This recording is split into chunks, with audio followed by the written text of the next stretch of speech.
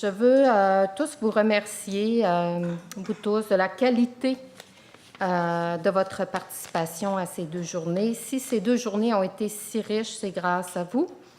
Et aussi grâce à Guy, parce que ce qu'on a entendu, dans le fond, c'est l'univers de Guy. Alors, on peut voir ô combien cet univers est riche et aussi qui nous invite à dialoguer.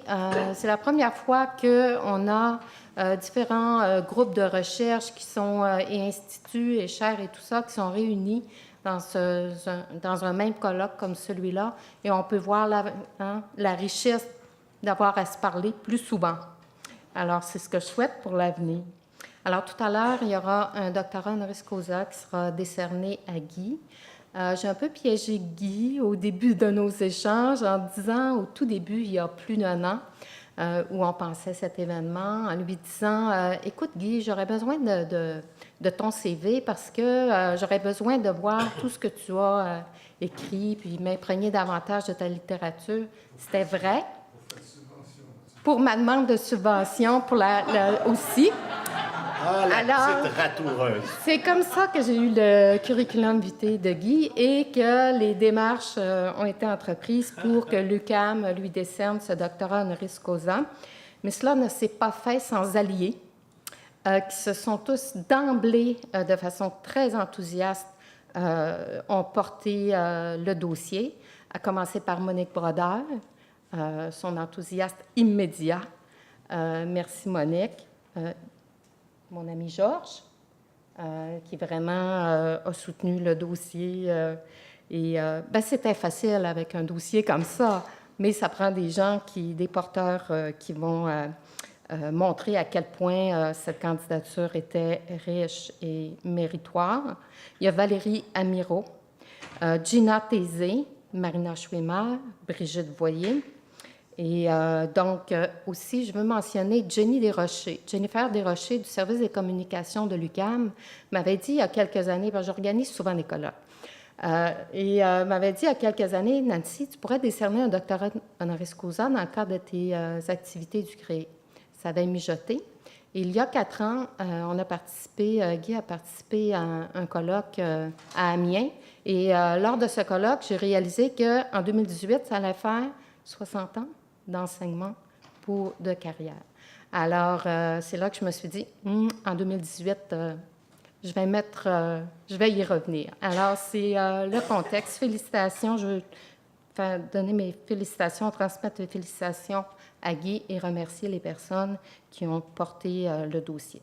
Sans plus tarder, je cède la parole à M. Guy Rocher, que nous avons l'honneur d'avoir parmi nous pour l'allocution de clôture du colloque.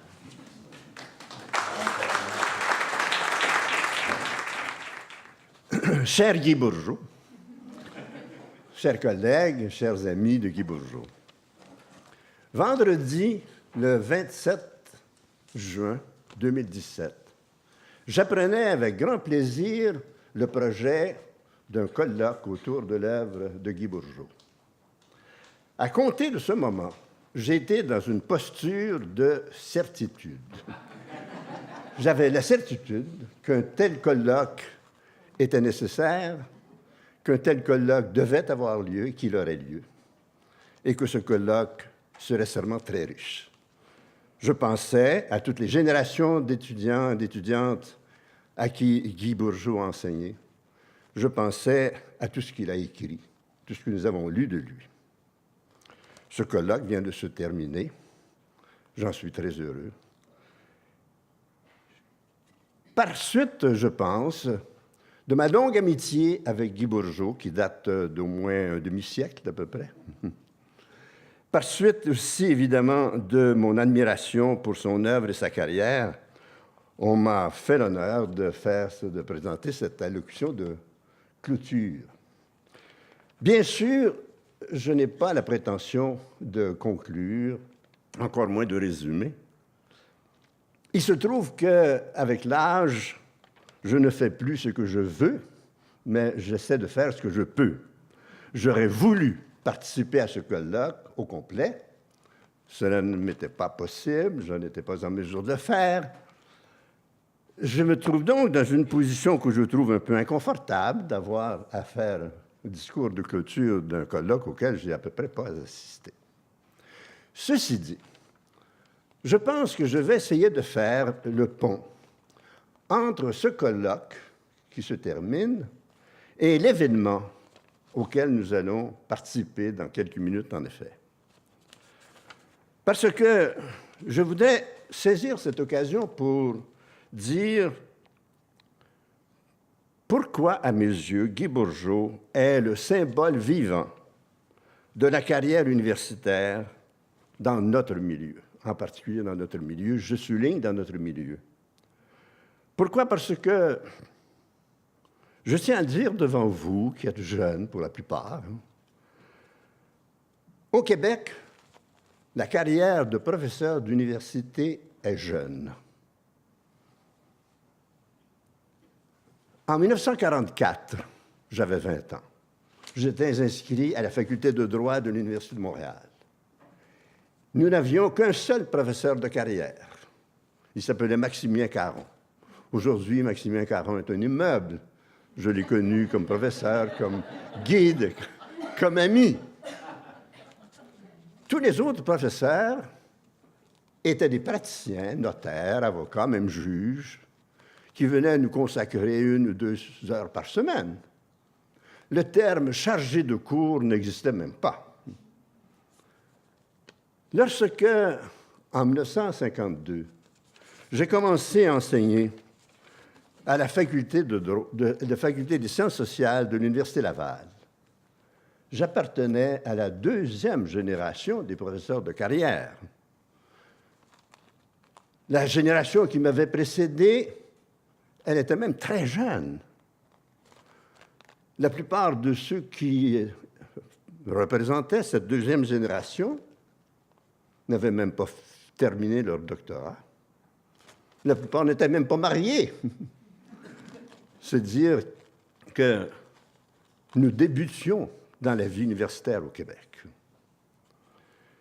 Eh bien, à mes yeux, Guy Bourgeot fait partie de l'histoire, de l'implantation et de l'expansion de la carrière de professeur d'université au Québec et je dirais aussi au Canada. Je considère Guy Bourgeot surtout en plus comme, à mes yeux, un modèle de l'enseignement et d'engagement dans la carrière de professeur d'université. La carrière de professeur d'université comporte une culture qui lui est propre. Et cette culture, elle est caractérisée, entre autres, par ce que j'appellerais 2 vertus cardinales, pour employer un langage de mon temps. La première est la vertu du courage de l'innovation. Ouvrir de nouveaux chantiers de connaissances, étendre l'horizon du connu, aller au-delà des connaissances établies et même remettre en question les connaissances établies, c'est très emballant, mais c'est aussi dangereux. C'est courir bien des risques, le risque de ne rien trouver de neuf, le risque de se tromper, le risque de s'engager dans des voies sans issue, le risque d'engager des étudiants dans des voies sans issue. Dans l'innovation, la témérité, le courage accompagnent l'intuition et accompagnent l'imagination, la créativité. Ces 2 journées, me semble-t-il, illustrent abondamment combien et comment Guy Bourgeot a efficacement pratiqué le courage de l'innovation. Dans un champ de connaissances comme la morale, l'éthique, pourtant bien ancien, me semble-t-il, et déjà bien labouré.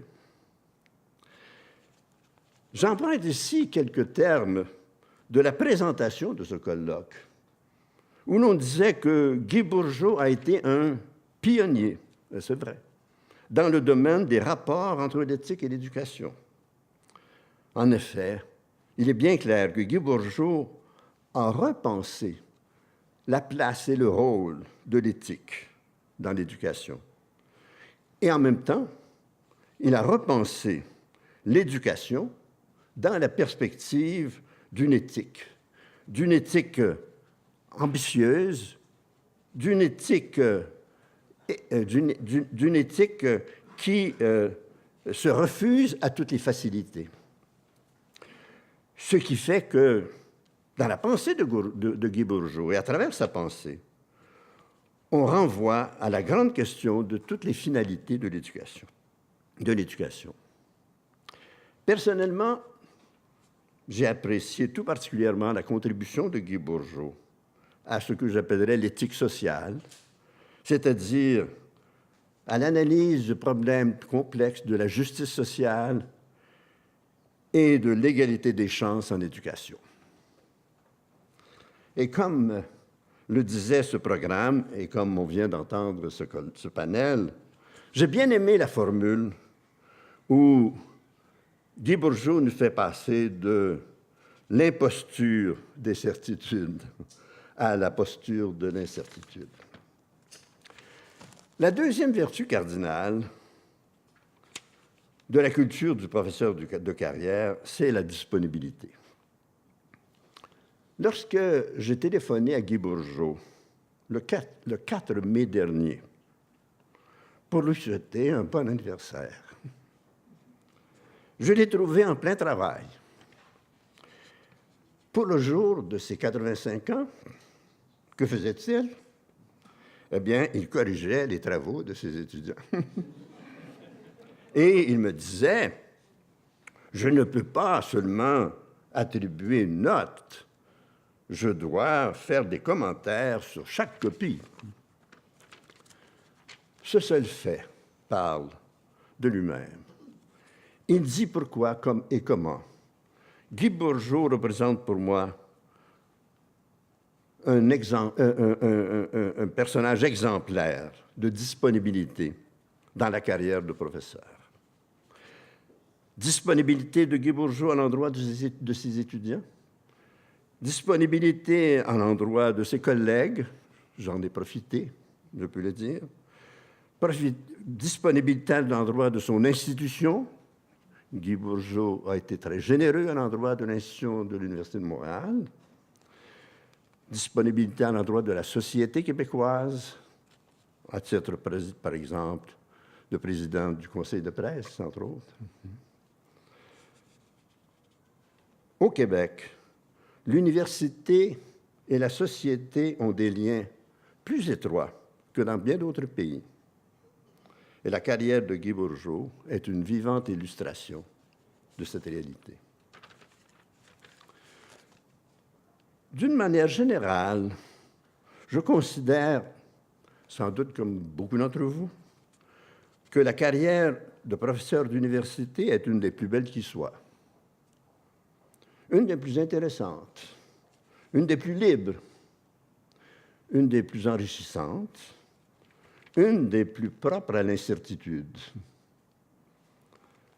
Pour soi, pour les autres, et c'est une des professions qui nous donne l'occasion de travailler clairement pour d'autres et avec d'autres et pour la société.